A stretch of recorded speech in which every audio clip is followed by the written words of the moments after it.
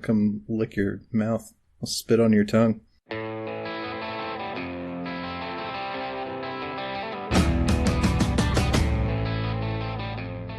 Hello, and welcome to this episode of the Alien Familiar RPG Podcast. I am Clayton. I'm Jordan. I'm Eliot. I'm Daniel. And before we get started, you can find show notes and more at alienfamiliar.com. You can email us at alienfamiliarmedia@gmail.com. We are on Facebook at facebook.com/alienfamiliar. And if you would like to help us out with supporting the show, you can do so at patreon.com/alienfamiliarmedia, where if you enjoy our content, any help you would be able to give us would be greatly appreciated. Thank you for joining us. Today, we are talking about the topic of game balance. Should a tabletop role-playing game be balanced? Should characters be balanced? Should encounters be balanced? What does all of this mean? Should it be the goal?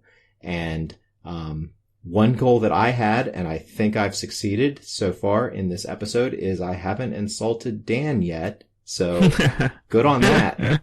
Yes. Fuck you, Dan. I should point out that I never go by Dan, and so... Oh, You fuck. just Fuck you, did. fuck you, Daniel.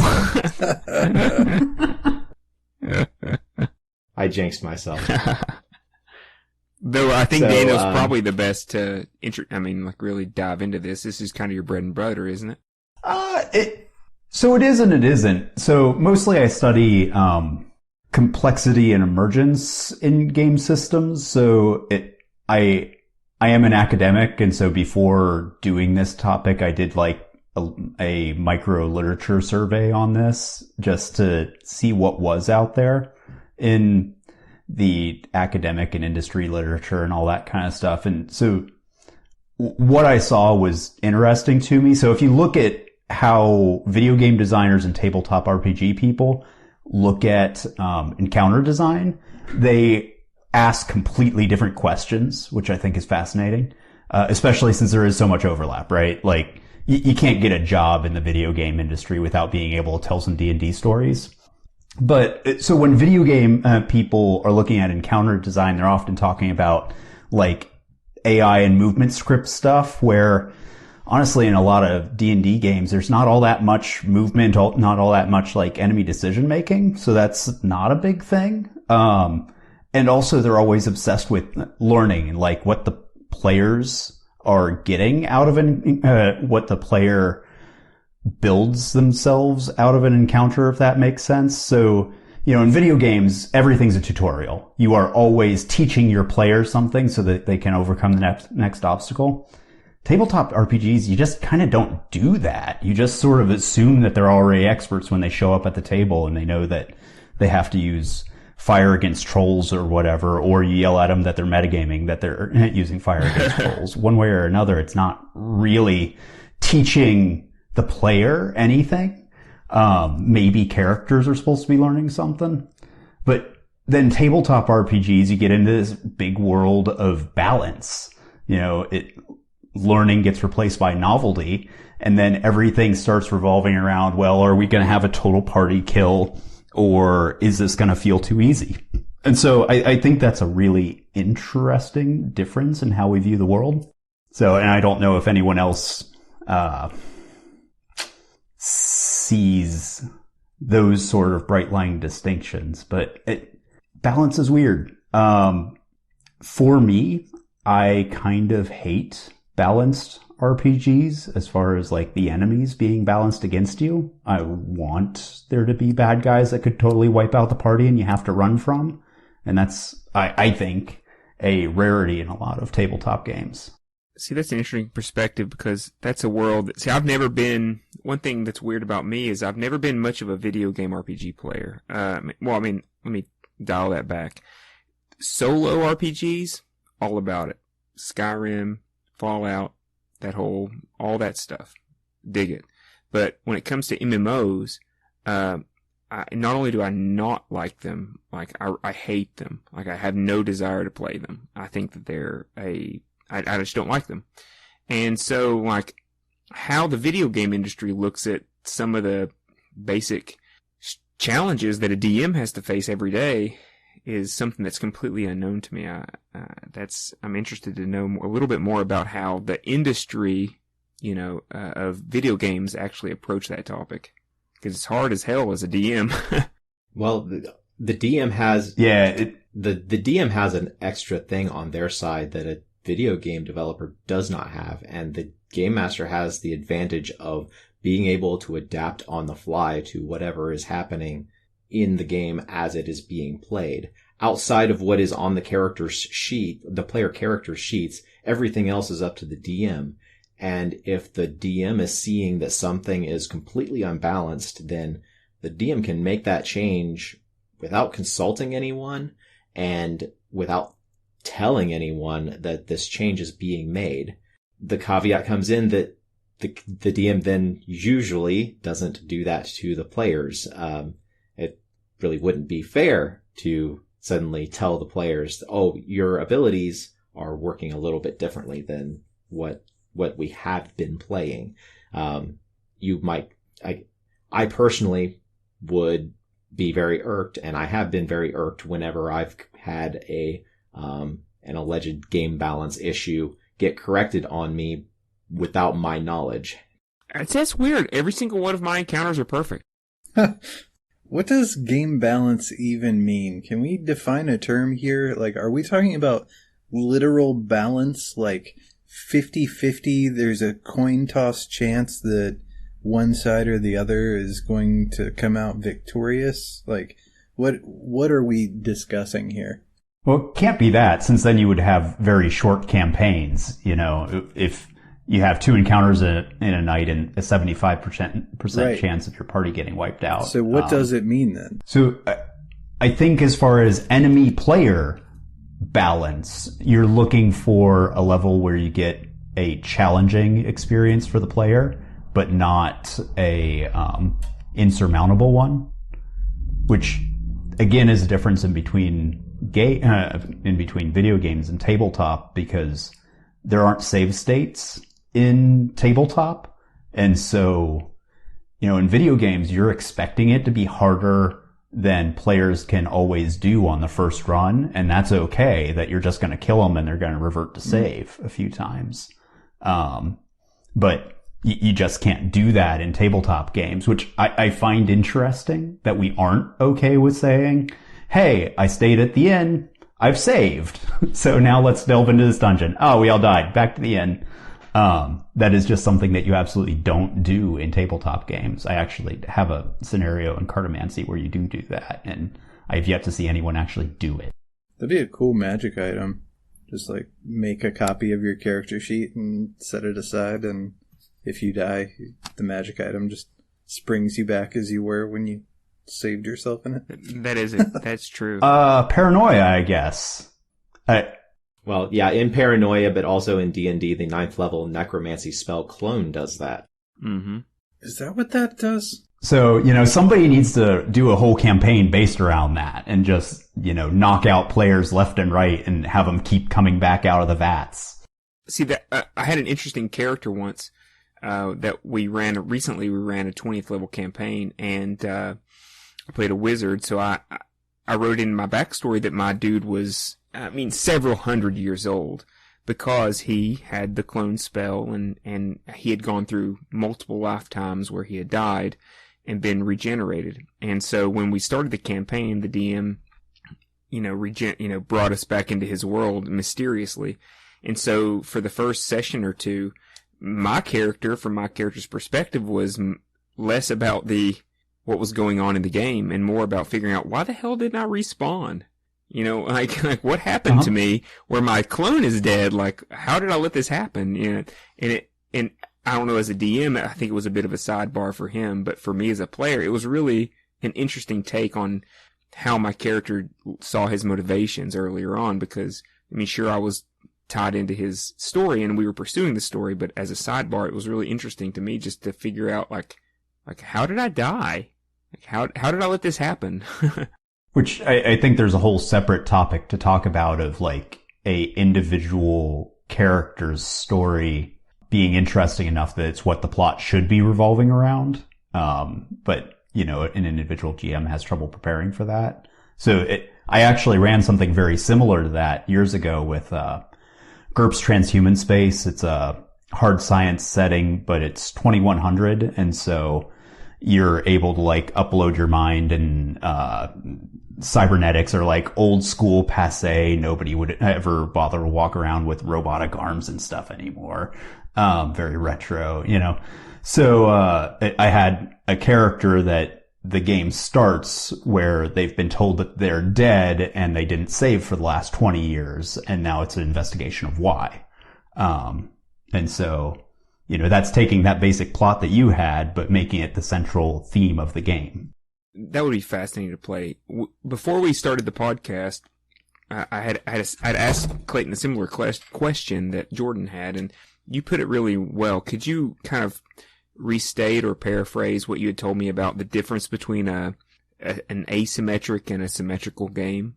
Well, when it comes to balance, like an asymmetric, a symmetric game would be a game where both sides have the same abilities. Examples of this, the two most popular examples of this would be checkers and chess.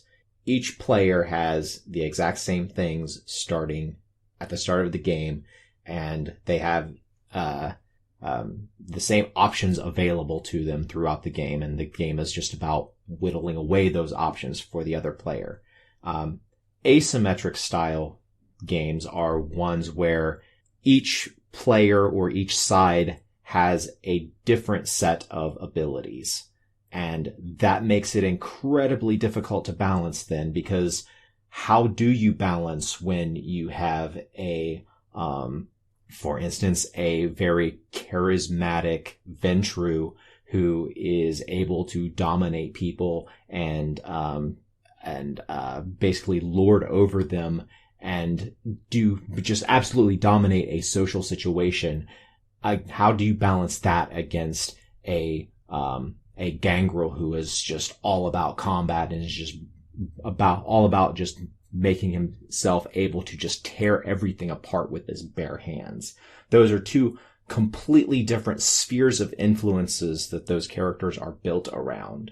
And it is impossible to balance a game where you have such extremes of characters so that everybody has a balanced fun time. I see a lot of the way that we play, like just in any game that we play, it's going to be unbalanced as to how much fun different players have at any particular time, just because different characters are built for different things and different players have different preferences for different things. So I think I would actually push back against that being super hard to balance, just that from my thought process, it becomes sort of a matter of like a meta level of turn taking, that the GM just has to be willing to move in between those different spheres of influence, and the players have to be willing to cheerlead when they're not the one in the driver's seat. And, you know, I know a lot of players that really enjoy getting to take a break and, you know, have their gangrel make fun of what's going on as the charm is laid on, you know. And so I actually think that the biggest problems are when everybody is trying to do basically the same thing in slightly different ways.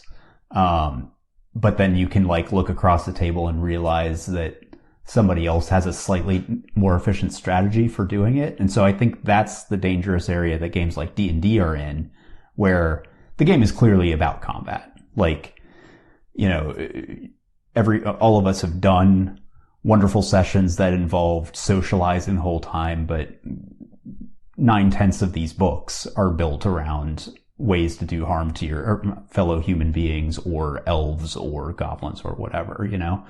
And so I think balance becomes looking across at the wizard who just blew everything up and you're suddenly jealous at the amount of damage they do, or the wizard going, hey, I have to cast a 5th level spell to do the amount of damage that you're doing just by getting out of bed in the morning, you know? So I think that like apples to apples comparison is more dangerous in a player to player balance sort of scenario than when they're in completely different realms. Well, as a player who prefers wizards, when I look at the other players and they have that, like, you know, spell envy, it sucks to suck, dog. I mean, play a spellcaster. But then sometimes you turn around to them after you've had a long day of blowing stuff up, and you're like, "Hey, I got first level spell slots left, so you want to see some magic missiles? That's all I got." You know? Yeah, that's always a bad sign whenever your wizard kit says, magic missile? Like, oh shit. And the fighter's axe is still just as sharp as when he started. So I think that games like that, where everyone is moving towards the same thing, and basically it's a mathematical puzzle of who can do the most damage per round, those are where that player versus player game balance can really become challenging. But we're putting a pin on kind of the reason why people are attracted to, tabletop RPGs as opposed to video games and as opposed to MMOs and things like that is the social element. We all know that over the various versions of D&D, there were certain classes who kind of were the consensus, quote unquote, best class. I don't know how you guys feel, but I think the wizard in 3rd edition was kind of the consensus best player or best, most powerful, class. I think that a lot of people think the bard in 5th edition kind of takes that mantle. Do you guys agree? My vote would be paladin. But at the end of the day, there are many, many, many times whenever I've sat down at a table and I had an idea and I just wanted to play. I just wanted to play a dumb sword swinger. I knew that my damage per round was going to be less than these other classes. I knew that I wasn't going to necessarily always be the most efficient, because it can't be. But at the end of the day, I wanted to play say a barbarian or say a fighter because I had an idea and I had a personality in mind that I really wanted to, see, if it kind of could work. And so, balance, if an RPG was perfectly balanced between classes or between GM and the party, why aren't we playing video games at that point? Well, yeah, we tried that. Well, we didn't try it, but they tried that with 4th edition, and for my money, it was the worst version of D&D I ever played. But goddamn, it was balanced as fuck. It was so balanced, I didn't know which class I was playing. They're all just kind of reskins of the same general mechanics. And boy, they are... I will have exactly the same number of encounter powers as the next guy. For sure. It'll be probably the same die type. So, sweet. Glad I showed up. Are there any other games that come to mind for other players, or other players, you guys, that maybe attacks the balance idea a little bit better? Are there any games that, like, in my mind, World of Darkness playing as a human? Like, I've ran a couple of those games where it's like a zombie apocalypse. Everybody's a human, everybody has the same amount of starting, points, and essentially everybody's the same, more or less. What have your guys' experiences been playing in those kind of other systems? I would say that systems that are based around point buy or anything that's not a class based, but just you select your abilities from a large pool. I think those are harder to balance than, because it's going to be so much easier to, if you know the system, to eke all of your points out of it into the things that you're going to be using. Whereas basically a novice player can spread their points around and not really be able to do much of anything. Whereas if you've got like a class-based system, you are going to have an idea of, the player is going to have an idea of the archetype that they are fulfilling, and they can usually make decisions based on that archetype that at least will make their character more competitive. And by more competitive, I mean they'll be more on par for power with the player who knows basically all of the ins and outs of the system. So I would absolutely second that point buy systems can go wildly off the rails. And part of that is because, I feel like a lot of systems, the most fun strategic decisions and the most interesting strategic decisions aren't in play, they're in creation. And so character creation in a game like GURPS, you might end up with 20 different rule books involved and all these different weird crunchy rules bouncing off of each other. And so it's very easy to just stick a couple of powers together that have unexpected effects and get crazy. Or when I did that transhuman space game, I had everybody come up with a character concept and then I designed their characters in the rules for them, in part because we didn't play a lot of GURPS and so people didn't really know the system all that well. And partly it was so easy with the number of points that I wanted to be able to give them so that they could be these really cool characters with all these crazy, far future abilities. It would be very simple to max out all of your stats and skills for anything that you wanted to do, and basically you would have to botch to ever fail anything, So point buy systems, there always has to be a rational finger on the scale from the GM to bring it under control, which again is something that you can do with tabletop games. I'm thinking about some of the old school role-playing games that did not give a fuck about balance. So prior to the last, 5th edition, I think this is still going on in 4th, everybody would roll their fucking attributes. Mm-hmm. You'd get a guy with 18 strength on your team. You'd have a guy with 3 strength on your team, just as likely. Oh, shit. And you're kind of an asshole if you didn't play the shitty guy that you rolled. But that was like on even a more sane and controlled end of the spectrum when you compare that to stuff like Traveler, where you don't even get to pick what your classes are. It's just totally random. You can kind of try for stuff, but like you're making skill rolls to even keep the career that you have or to go into something else. And then if you look at stuff like Chaosium, in Stormbringer, you don't pick a class. You roll on a table, and you might be a beggar missing both legs, or you might be a sea captain with a galley to start with, or anything in between. You might be a powerful sorcerer, or you might just be some mercenary guy. And it's really, really hard to do anything. It's hard to learn spells in that world because it's considered to be like, something you grew up doing. So if you didn't get that lucky magic roll, like you're kind of fucked.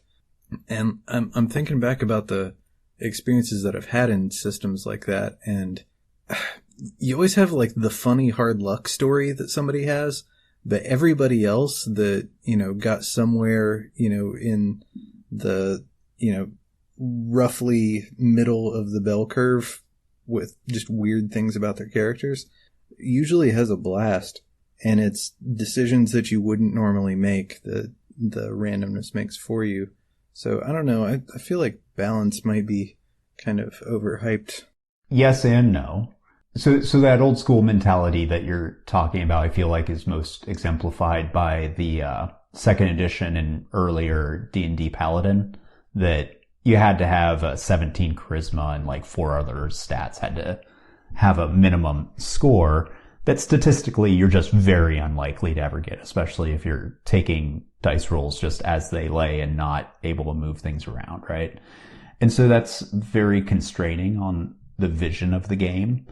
And so it can be fun to be like, oh, for once in my lifetime, I have gotten the stats that would allow me to play a paladin, so I kind of have to, even though, I'd kind of rather be playing a jerky thief tonight, but, the dice said I've got to.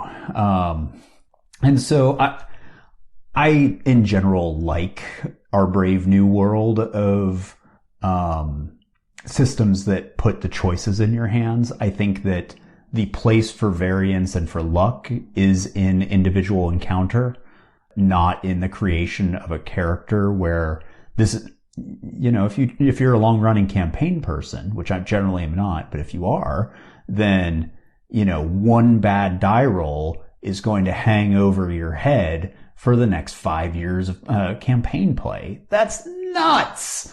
That is nothing compared to, oh, I rolled a 1 fighting the dragon, and so I think that's too much power to give dice. Well, let's face it, that character will probably die in those systems.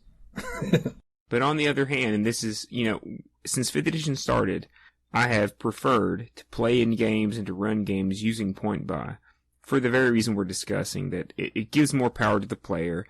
Yes, you're going to have a bad stat, but it's up to you.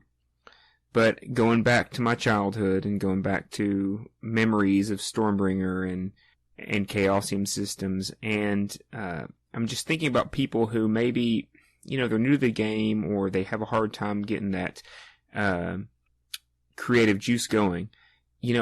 I always, looking back on it, I really pitied the player who, when we customarily, it wasn't until 5th edition until I typically used point buy. Most of the time those are rolls. And there was always that one player at the table who rolled really high, cheater, who had great stats across the board. Almost invariably, they were the most vanilla, shitty characters, shitty players that I ever played with. When you're good at a lot of things, or the most important things, or everything, those games are so uninteresting, and those players are so uninteresting. When I've rolled well on the roll system, it's just kind of like, it's boring. Whenever you have to negotiate around something you're bad at, that's when the social element becomes fun, because you avoid situations, that you're bad at it. But if you're good at a lot of things, then, yeah, that's boring.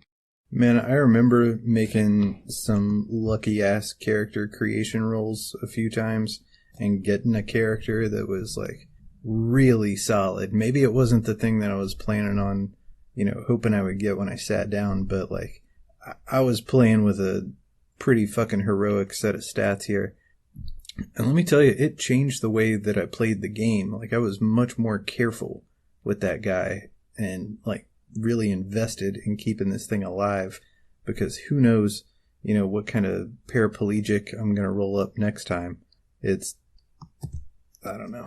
I felt like I was much more invested than in current stuff where I can, like, build the exact same thing that I just, ran into a telephone pole and spawn with, exactly the same numbers. So have any of you done Dungeon Crawl Classics at all? No. What is that? It's a old school role playing system, OSR. And so it's very much emulating, the olden days of, first edition or, any of the old box D&Ds. It even has the same artists that worked on the Fiend Folio and all that kind of stuff, right? Awesome. So it uses what they refer to as a funnel system for character creation. You actually make 5-ish characters when you start, and your starting dungeon is a total meat grinder. Your characters are completely randomly rolled. They are all 0th level peasants or cobblers or whatever. Just like you were mentioning with Stormbringer, there's tables, except nothing on that table is you are a sea captain that starts with your own galley. It's all, yes, I got a pitchfork, hooray! And then you're flung at this initial challenge where it's just expected that the vast majority of these characters are going to die. And those few that make it out get to be first level. And so that can make those individual characters very precious. And at the same time, it levels off some of that randomness, because the worst ones die really fast. And so hopefully you end up with a fairly decent character at the end that you are invested in, even though they've got, Constitution of 4. Gotcha. So I do highly recommend Dungeon Crawl Classics. It's a lot of fun. That sounds like it'd be up my alley. I keep going back to the social element. you know, me personally, as a young person playing games, it's funny how we tribe up, and I would always make fun of and still kind of don't understand the LARP crowd. Getting dressed up and wielding fake weapons, using a completely different rule set that has no dice. That was so alien to me, but it's kind of a little more 21st century. I think that would be, I don't know how you guys feel, but that whole idea, damn it. That whole idea seems to be kind of more catching on. But that being said, that's what draws us to the table, is whether we're dressed up or in plain clothes. When we get to the table, whatever's on the sheet is fine. But I point to Winston, Jordan's character in my Ravenloft game. He has an 9 intelligence, right? Yep. Yet still, he is maybe Clayton's character Wade might be a face at times, but more or less the face in the party is often Winston. Jordan's a very experienced player. We've got some new players, some timid players. It has kind of fallen on to Jordan as a player to push the story forward. And yet he's the least equipped. But as the DM, I would never have known that he had a 9 intelligence until I looked it up and you told me. And, that's part of what attracts us to the table, is that, balance is fine, but there's always going to be that human element of the player himself or herself who shines through. And there's always going to be that. And sometimes that's actually kind of good, because with Jordan having a low intelligence, there have been times whenever he's being the face, because the other players kind of force him to be, he's put in a position where he has to use his intelligence to get them to the next plot point, and you haven't done very good. And it's led to fun diatribes in the game. And but that's just part of the game. I think that in a role-playing game, in a tabletop RPG, I think that if your idea is, the premise is for it to be well-balanced, I don't know that that's a great starting point for a tabletop RPG. I think that you're kind of undermining the whole point from the very beginning. So your argument is that the humans are unbalanced, so therefore the game is always going to be unbalanced, and so it's a fool's journey to try to balance it. Yeah, pretty much that. And I don't know how you could spin that.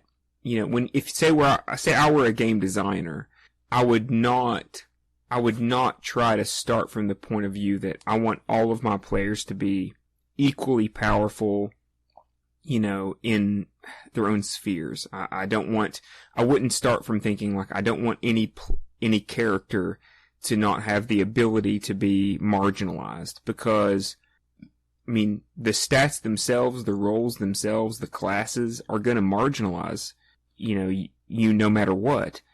But even still, there's no way for a game designer to predict the human dynamic at a table full of actual people. It's so much easier to control whenever you have NPCs and they're computerized and they're bots. But whenever you get a bunch of people together, the more experienced players, the more charismatic people, they're gonna shine through, regardless of what their stats are. And I think that's something to keep in mind whenever you're choosing the game you want to play, the game you want to play, the game you want to make, the game you want to create. There's just no accounting for the human element, and I don't know how you would customize a game for that. You know what I mean? But you can't discount it. Eliot, you're getting into some unpopular, controversial thought space right now. I hope none of our listeners want to start a Twitter mob please. or something. Please mob me. I've never been mobbed before. I would love that. You're about to get doxxed, bro. Let me go on a different angle with that, though. What if... Okay, so the sports psychology people would say that the characters being balanced is what allows you as a human to achieve in the game, right? Well, So we wouldn't have a lot of fun watching soccer or whatever if it was a dramatically asymmetric game and one side got 10 players and the other got 4. It's interesting, and we can be proud of one side for achieving because they are equal by the game's rules, right? And so I'm sure that that any longtime RPG player has had a session where they're like, man, I kicked ass at that. I made the right strategic decision. I cast the right spell at the right moment. I used that potion to the best of its ability. And you're not thinking my character did, but you, as a human, made the right call. Yeah. And the characters being balanced, I think, is part of what lets you do that. But at the same time, there's another countervailing pressure that you need to tamp that down with randomness, or asymmetry that lets people who aren't so good still feel successful at moments that, Agreed. 100%. Even if you're new, you can roll a 20.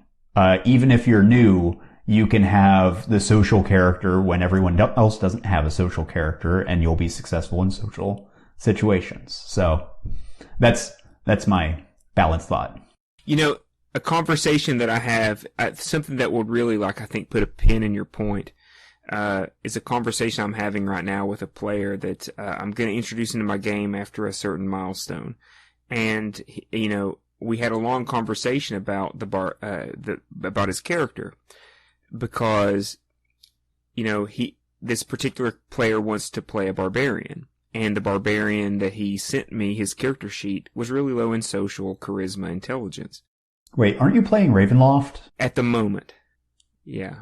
Okay, so this isn't going to be a barbarian wandering around, when everyone else has, cravats? Right.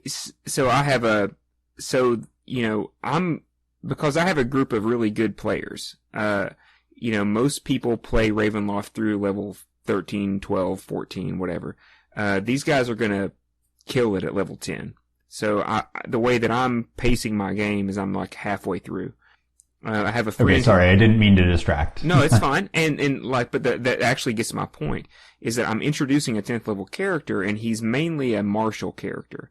And so he and I had a conversation, and it was clear to me that the way that he saw his character was that basically he was going to be good at the combat stuff, which would be systematic, turn-based, crunchy.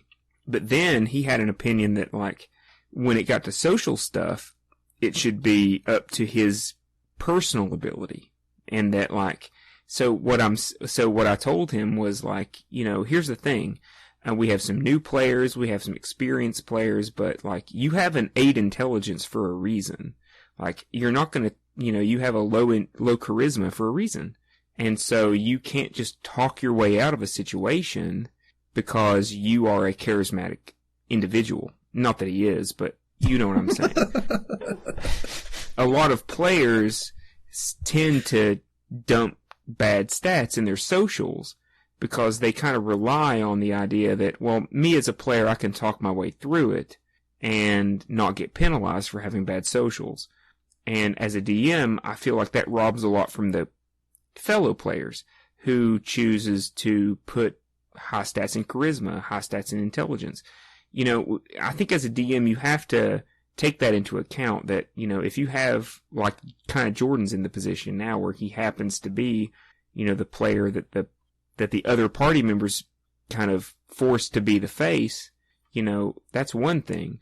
But there is a fine line between playing a role your character's not made for because the other players kind of need you to be, and and then basically kind of metagaming it, that you can talk yourself out of situations. Me as a DM, I'm thinking I'm gonna make you roll for that, just so I don't care how eloquently you as a player present this argument to me or present this persuasion roll to me. I'm gonna make you roll because your character's an idiot. Yeah. That goes back to that Toreador versus Gangrel kind of game that Clayton started out talking about. It's it's really unfair to the player that put a bunch of points in social manipulation stuff. I could just as easily sit here and tell you exactly how I pull someone's throat out and, well, I just described it. Why can't I do it? Well, we've got a mathematical model that you've got to work your way through in order to make that be the consensus canon of this imaginary world. So, sorry. That's what mechanics are for. Though I would caution, though, if you're a player and you put high charisma in your stat block, you better be prepared to actually have a high charisma, to step forward and speak for your party. Because if there's nothing more annoying than a player who has a high charisma, a high intelligence, and then lets the dummy fighter decide what happens. Because it doesn't make any sense. So, Eliot, your story makes me sad. And I think it gets back to our core theme of balance. I kind of want to ask the question of what we should be balancing, since I think we've kind of come to the consensus that actually balancing the ability of every character to succeed at a task is challenging, if not foolish. But I would propose that really what RPG designers should be focused on balancing is how interesting a character is. And to me, a barbarian in a highly social game is interesting because they're bad at it. That's the glorious part. I've definitely enjoyed having, crab players in Legend of the Five Rings where everyone else is obsessing over minor pieces of court etiquette and they come tromping in with their boots on to the Imperial Palace, right? Since that's interesting, right? That low stat is more interesting than other people's high stats. And so absolutely. Low stats are far more interesting than high stats, by far. Yeah. So for me, I think that what desperately needs balance for a game to be successful is that all characters can have those interesting hooks that pull them into the play. And honestly, so I have run games, where the power levels are dramatically different. I've done a Star Wars game that had a Jedi Master and a Padawan. And obviously one of them has 5 times as much power as the other one.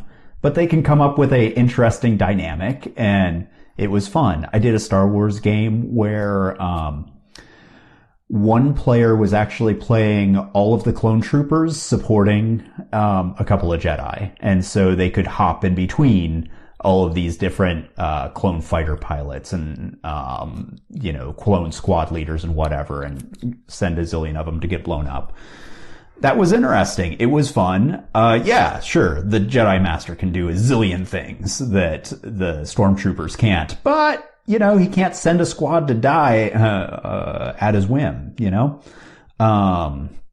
So I just want all classes to have something interesting. And again, getting back to, I think it was Jordan's point earlier, that's why 4th edition was so lame, is that it was completely balanced, everybody versus each other, their ability to do damage on a round. It was not at all balanced in how interesting things were, because nothing was interesting. Rant complete. Absolutely. I mean, Jordan, not to continue to focus on that game, but Jordan's not, Winston, his character name, isn't the face because, his character's good at it. He's in that position basically because the other players kind of put him there. So, Jordan, maybe you could speak to this point a little bit more. Do you feel punished at all because you have a low stat in, one of the, intelligence, charisma areas? Do you feel punished because of that? Or do you feel like you've still managed to make your way in this particular game, with that low stat? My biggest challenge has been playing a stupid person faithfully. Oh God, we could do a whole podcast on that. That's one of the most arrogant things I've said probably today, but it's it's true though. Like when you're in that sub-average level of intelligence, I don't want to get on this rabbit trail, and we could totally have a different thing about that later, but that's been the hardest part of that for me. And well, I mean, if you have a 9 or an 8 in a stat, according to D&D, you're below average. Right. Well, I mean, the definition of average is that most likely people are going to be average. So when you have a character who on paper is below average in a something, and you can't relate to that, that's something that I've still yet to see a system compensate for. For years I've questioned whether mental stats should be represented in RPGs. Should there be a intelligence, wisdom, charisma? That's a good point. They probably shouldn't even exist. There are differences, and they do have real world ramifications. And when you're talking about things like, how many skill points or something a character should have to be allocated, that is a function of this person's brain, and whatever, other environmental effects or whatever might have happened to that person. There is something there that is quantifiable. I mean, we do it all the time. But yeah, it's very vague and hard to deal with. It's slippery. I want to bring one thing up that we haven't talked about here. We've talked a lot about character balance, like inter-party balance, and we've talked about balance from a game design perspective, but we haven't talked about encounter balance design, as a DM in a session, much at all. I really thought that's where we were going to start off with, from the jump, but we went straight into design philosophy stuff. But I want to throw in my 2 bits here on what I think about this, and I'm sure everybody else has got lots of things to say, but I think that as a session progresses, encounters should become more and more difficult, because that is the very definition of rising action in drama. And if that's not there, it's going to be boring. And that's not to say that every encounter should be a linear increase from the previous one, or that it should always necessarily trend increasing, because I think there's a lot to be said for, like we discussed last time, Daniel, the variable schedule reward thing. Mm-hmm. Combat difficulty is one of those sorts of dopamine gears you can play with. But yeah, if the final battle is not more difficult than the first one, you fucked up. And I think that's, and it's entirely fluid, right? And it's entirely fluid as to what is going to make one encounter more difficult than another encounter. An encounter that is, in using D&D parlance, several levels above you, you can blow through that if it's your first encounter of the night. But then if you have another encounter that's maybe designed for what your characters are supposed to be able to take, if they just got off of that really hard encounter, they've blown through their resources, and they're in real danger in that encounter that otherwise would be considered a moderate challenge, because they don't have the resources at their disposal anymore, because they blew all that in the so-called hard encounter, which ended up in the player's minds probably being a little bit easy because they got through it without getting too scathed. So let me follow up that one with it. So I have a lot of thoughts about this, but just micro scale. So I have kind of a patented how to stress out player characters and players system. I love going medium, light, hard. And so when I want a big picture conflict that they're going to remember, I throw in a medium sized conflict to begin with, something that challenges them enough that they're having to actually burn some spell slots, maybe not the good stuff, but they're definitely engaged. They're fully in this thing. Then I love throwing something light in, something that they would blow through normally, but because they're still dealing with the first thing, So, throw some skeletons behind the party where suddenly the wizard panics that he's surrounded, even though, normally they would be able to blast through him in a second. And then after they've worked through that and everybody has used up a couple of potions, throw in the hard thing. I guarantee you that you can seriously stress out a party far more than just starting off with the, vampire or whatever. But generally on all of this, like, rising difficulty curve stuff, I kind of hate it. I feel like it totally breaks the world to have, like, oh, as you continue going and you level up, the whole world gets tougher. It annoys the crap out of me. It makes the whole world feel like you're playing Dragon Warrior on the NES, where, Yeah, or Skyrim. Yeah.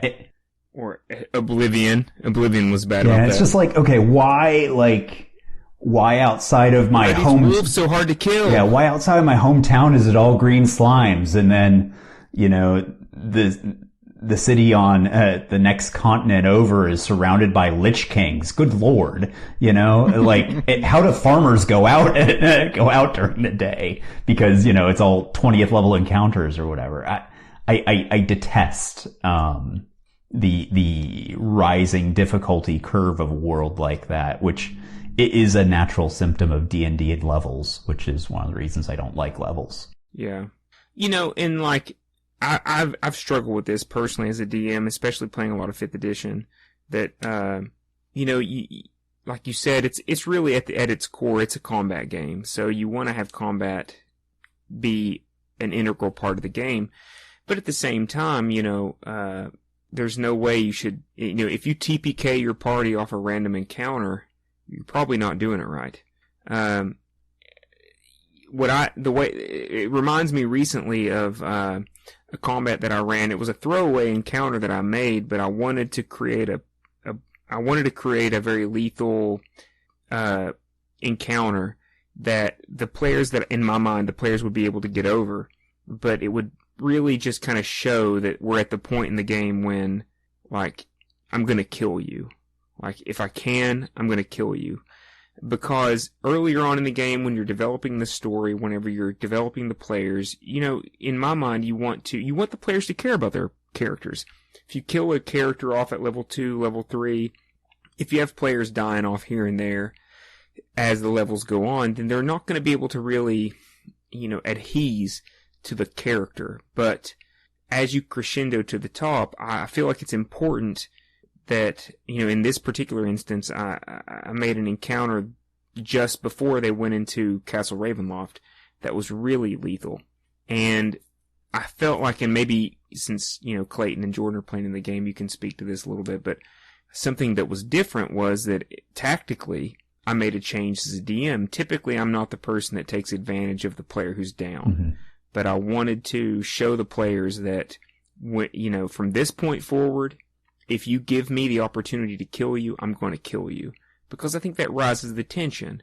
And it changes, and what I noticed was that so the situation was that one of the players, it was Jordan's character, was, he was dropped below 0 hit points. And there was still a lethal combatant adjacent to him. So the NPC looked around and he had nothing better to do than to just stab the down player. And so, in D&D, you give that player automatic death saves, and that put Jordan, instead of having 3 death saves, which is very generous, he had 1. And if I'm not mistaken, that happened twice. Another player was down and I stabbed them too. I think that set the tone for the players going into the final boss battle, that things have changed. That now that you're at the crescendo, I'm not playing for you.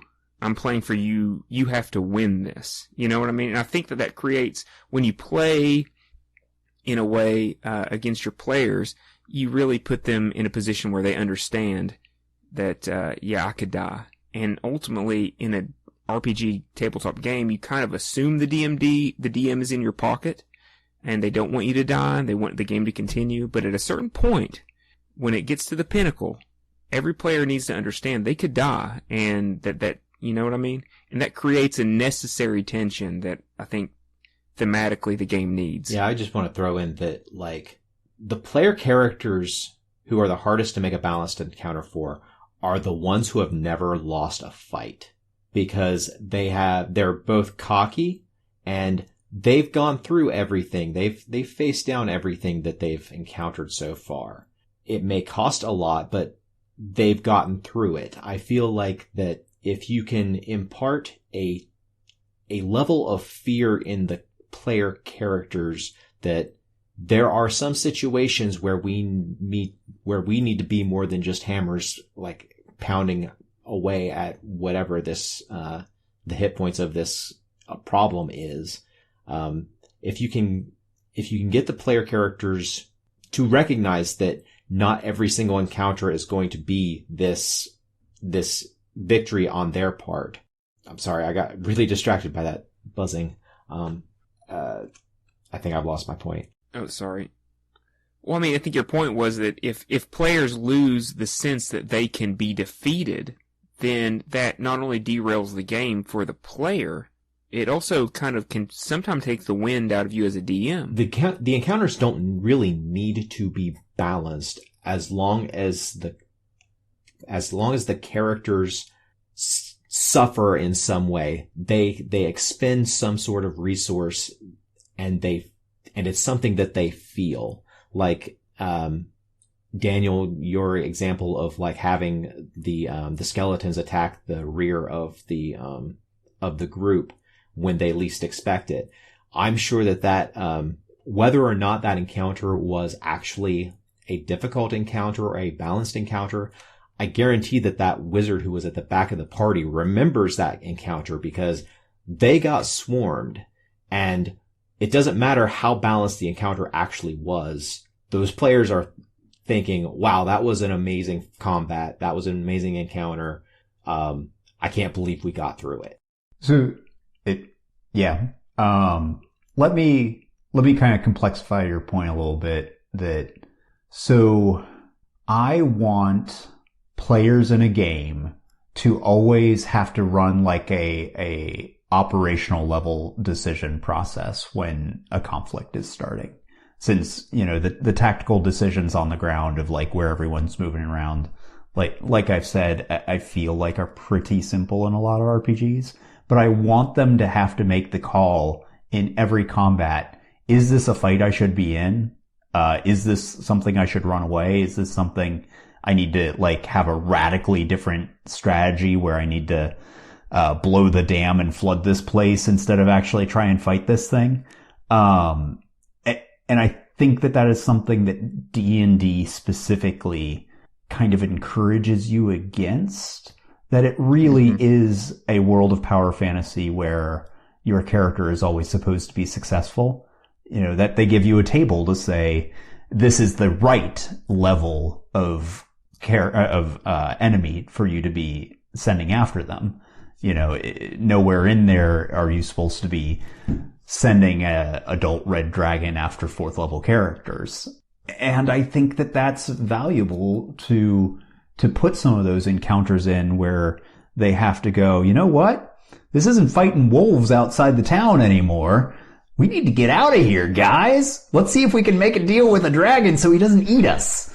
Hard to agree. And so for me, that makes a much more interesting world and gets out of that, again, that dragon warrior, you start with green slimes outside the town sort of world. Now, do I want to run a game that's 90% my character's running away from things? No.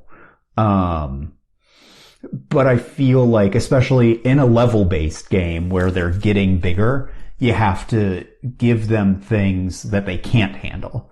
It's kind of, Mega Man X has a famous beginning where you get into a boss fight that you totally cannot win until you get bailed out by somebody and have to be like, oh wow, I want to get all those cool powers like that dude has, right?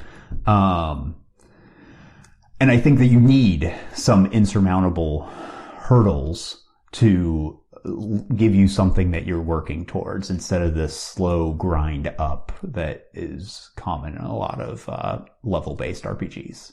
I want to say about the idea of retreating in the face of, an overwhelming adversary in D&D. I don't know if this is what you mean when you say emergence in game design, Daniel, but it seems that there is a property that does emerge out of the turn structure and how the timing of rounds works in D&D that makes a full party retreat basically impossible. I've tried to orchestrate it on several occasions.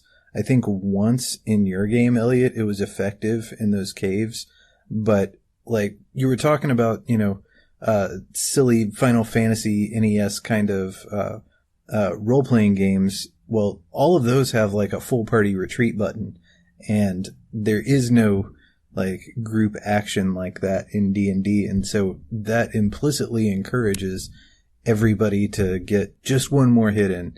Well, if everybody spends the whole round getting just one more hit in, that's a whole nother round that you're still fighting the thing. You know what I mean? Which, again, is one of those assumptions that's baked into the system, and it's why everyone plays D&D the way that they do. Yep. It's not like people just aren't creative, that they play combat games of steadily increasing difficulty of monster. It's baked into the rule system. It's very difficult to buck against. Where in a game like Cyberpunk 2020, say, you still have the turn system, but there's a lot of options like, okay, I'm gonna throw a smoke can and a couple of frag grenades and let's get ourselves out of here. Mm-hmm. That give you better options for breaking contact that Dungeons & Dragons just doesn't have. Yeah. I kind of want to push back a little bit about a couple of things. And part of it is the essential difference between the different systems you choose to play in. I love Cyberpunk. Like, I literally maxed out my copies. Like, when I was in college, they would only give you so many copies to print off at any computer in the college. Well, my sophomore year, I think, I downloaded the old Cyberpunk rules. So I printed them all off, and I maxed out my copies for the whole year because I printed off every single book that I could, and I love that system, and it is very lethal. But I guess in a game that's very lethal, your character is worth very little. And I think that the crescendo of knowing that your early encounters are going to be surmountable, but that you're ultimately building toward a very lethal, very dangerous situation. I think oftentimes when we get so concerned with the rules and the mechanics, we forget that what brings players to an RPG is that they are looking to a DM to create a narrative. And they are looking they're looking for something more than just your average, I can die 1,000 times over again, respawn, and then just go back to my last save and then redo it. They're looking for a story. And, I think that it's okay for a DM and a group of players to expect that, maybe in the early days, they're wandering what's the word? They're on the adventurous path. The hero's journey? They're on the hero's journey. Luke Skywalker did not die in Mos Eisley. Mm-hmm. I wasn't worried about Luke Skywalker when he was, getting accosted by the random dude that, Obi-Wan cut his arm off.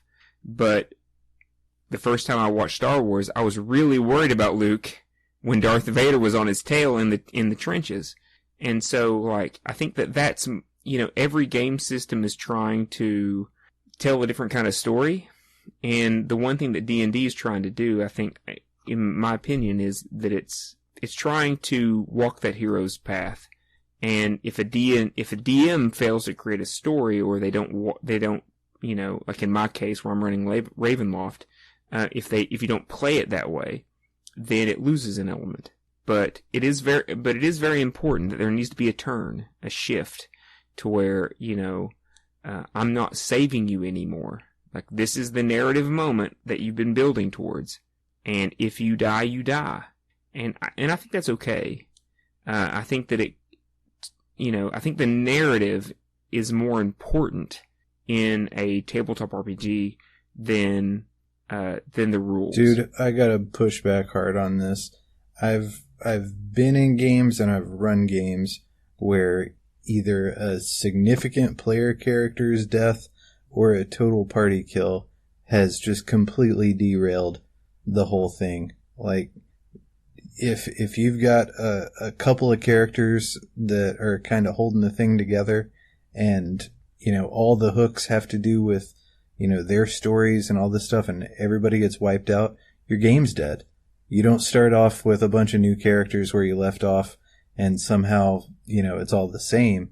Like, it's all over. All the skin you had in the game is now bloody and smeared on the floor. But that's the problem with those highly lethal games, kind of like the one you made, like Apocalyptia. Kind of like if you create a game that doesn't give the GM any sort of leeway, that it's highly lethal in its construction, and every player could die at the wrong roll of the dice, then it really robs the DM from the opportunity to be like, this is an important character. If that player dies, it's because I wanted them to. And I know that sucks if you're the player, but some DMs don't want to kill players. I'm not one. You just said in this D&D example, you're talking about like a sanctity of a total party kill in these like quasi poetic kind of ways. As if there's something great in the narrative to be had. And believe me, I understand the fear of death, the excitement, all that stuff. That's why I made such a lethal fucking game as Apocalyptia, because I'd fucking live on that. That's the adrenaline high. But I don't think there's as much good shit to be had narratively as what you're kind of making it out to be, because I've seen it end in just disappointment, bitterness, bad feelings between players, and just overall, as tragic as something as trivial as a tabletop role-playing game can be, that's how I've seen this kind of shit work out.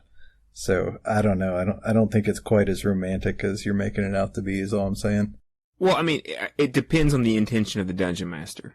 I can only speak for myself, but, the way that I kind of contrive it in my mind as a DM is that there are certain, like, as you guys went through Ravenloft, in my mind, there were certain pockets of the narrative that were lethal. And so, like, for instance, when you guys went to Berez and you confronted Baba La Saga, all bets were off. If somebody died, they died. If you guys made some bad choices at Argynvost, same thing. You guys didn't, so it was very boring.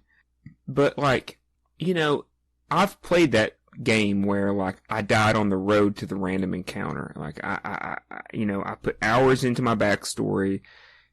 I've played this game, to level 4. I'm very attached to this character. And yet, because the DM rolled a random encounter, I died. Now, don't get me wrong. If a player does something very stupid, they deserve to die, no matter what the circumstance. But if the players are doing their level best, should they not die in the heroic moment? And so that's kind of how I conceive, and that's why I kind of warned you guys at the beginning when we went into Castle Ravenloft. The very first thing that I did when we went into Castle Ravenloft, I was like, I made sure everybody knew that, you can die here. Not only can you die here, but I'm trying to kill you. Like, I think that was another level, like, not to get too in the weeds about my personal game, but, you guys entered Castle Ravenloft in a very novel location that I built into the game that isn't written into the game. And so when you guys immediately went up the tower, you had a really great encounter, you were all very weak, and so you guys retreated and tried to find, you guys tried to go back to the place that you came from so that you can, teleport to a safe place and recover. Nah, fuck that. No, you're in Castle Ravenloft now. So I burnt that shit down. But that's because, like, this is the crescendo of the game. And so you guys needed to know that, you know, it's dangerous and you need to be willing to die. But at the same time, you know, if there's no sense of lethality, then what are we playing for? But at the same time, you know, if I kill you with a goblin on the road, I'm probably not coming back next week. You know what I mean? Let me tell you, we're not gonna die in Ravenloft in some really cool scene with like Strahd doing some crazy shit. It's gonna be some random fucking animated halberd or some random no-name vampire spawn that just gets a lucky crit in and drops somebody. Oh, cool. All right, that's how that went.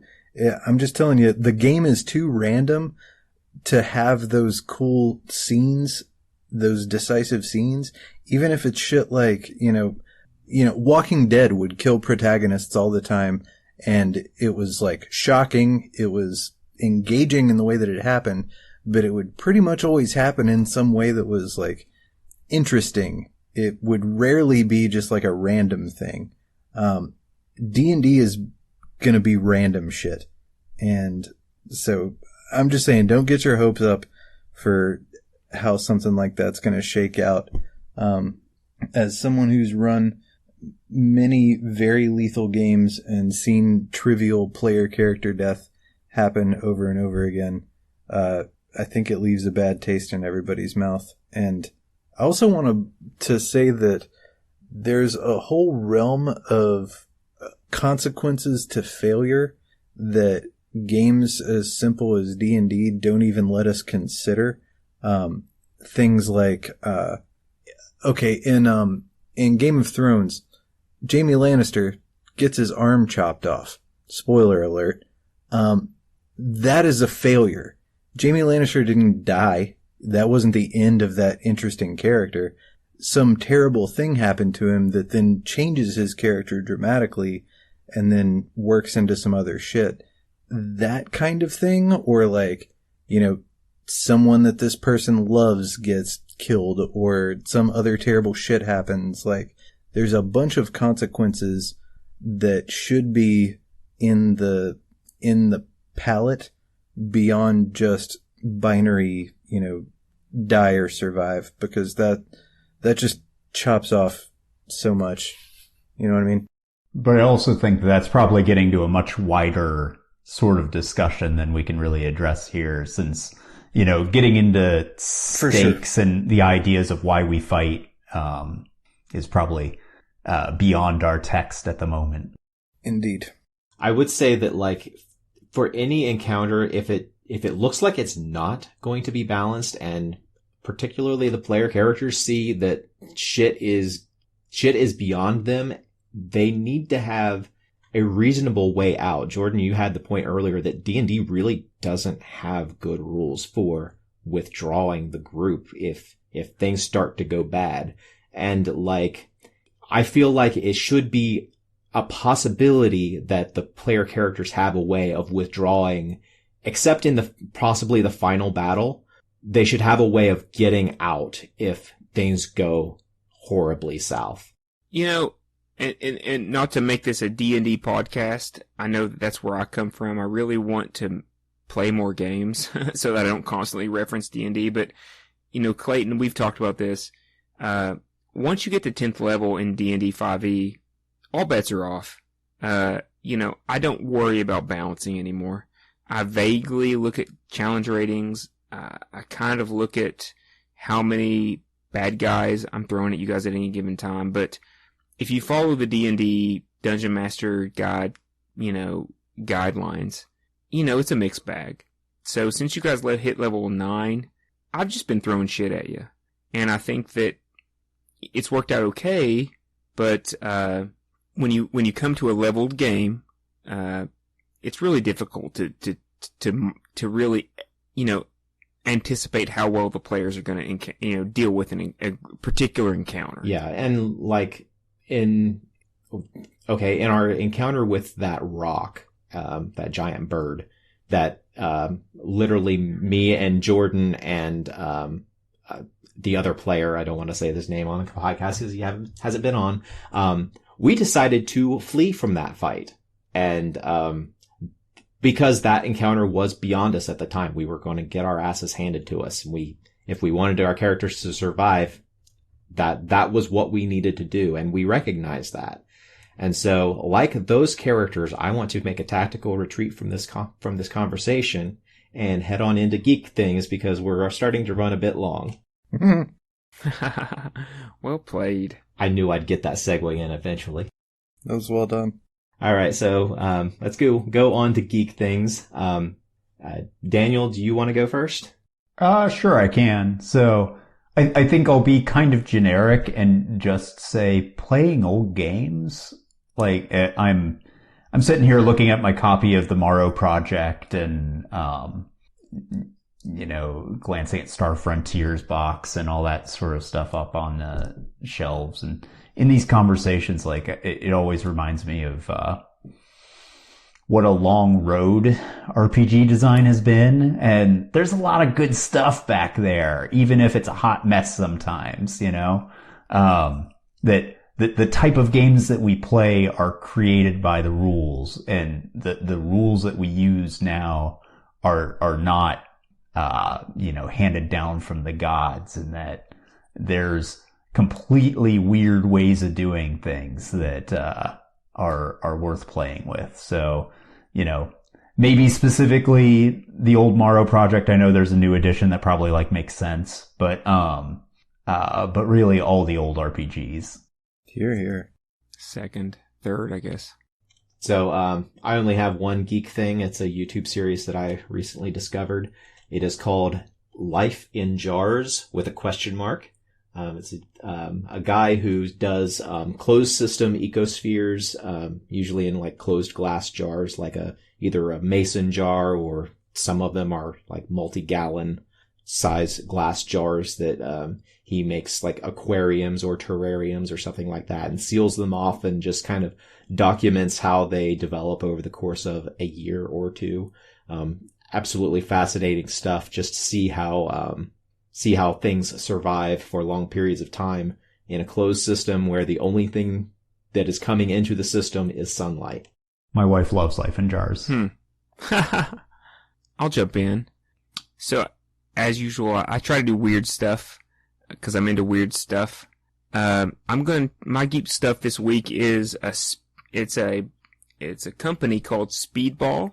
They make drip pens for calligraphy, and in this COVID life, I'm reaching out for things that give me a little bit of zen, and I've been writing a lot, just journaling and stuff, just to get through this time, and something compelled me to order some India ink and some drip pens from this company called Speedball, and it has been a great comfort, and I would highly recommend anybody who's into fantasy or D&D or Lord of the Rings, or just kind of want to slow down a little bit and connect with an older time.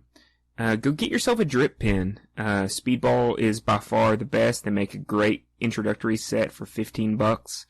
You can get, a pen with six different styluses, and just being able to dip your pen into some ink and make some interesting looking maps. There's a certain style of map making, there's a certain style of writing that you just can't get with a ballpoint pen or any of the other style of pens that are common now. That say J.R.R. Tolkien used a drip pen. The Constitution was written with a drip pen. It's slow, and it's boring, and sometimes it's maddening, but it's very zen, and I would highly recommend getting a drip pen from Speedball. I got one. Speaking of old games, back on that theme, playclassic.games.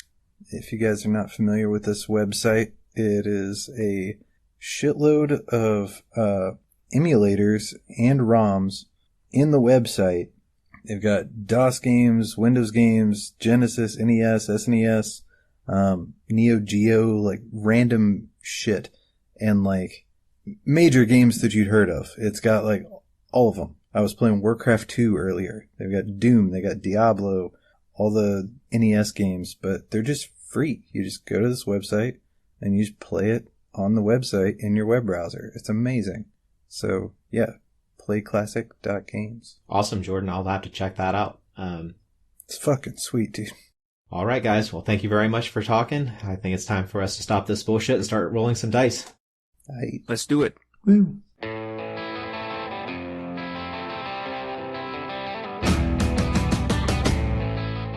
This has been a production of Alien Familiar Media. You can find past episodes and more at alienfamiliar.com. You can email us at alienfamiliarmedia@gmail.com. This production is protected under a Creative Commons non-commercial attribution, no derivatives license. Music for this episode is Suburban Outlaw by Forget the Whale and can be found at freemusicarchive.org.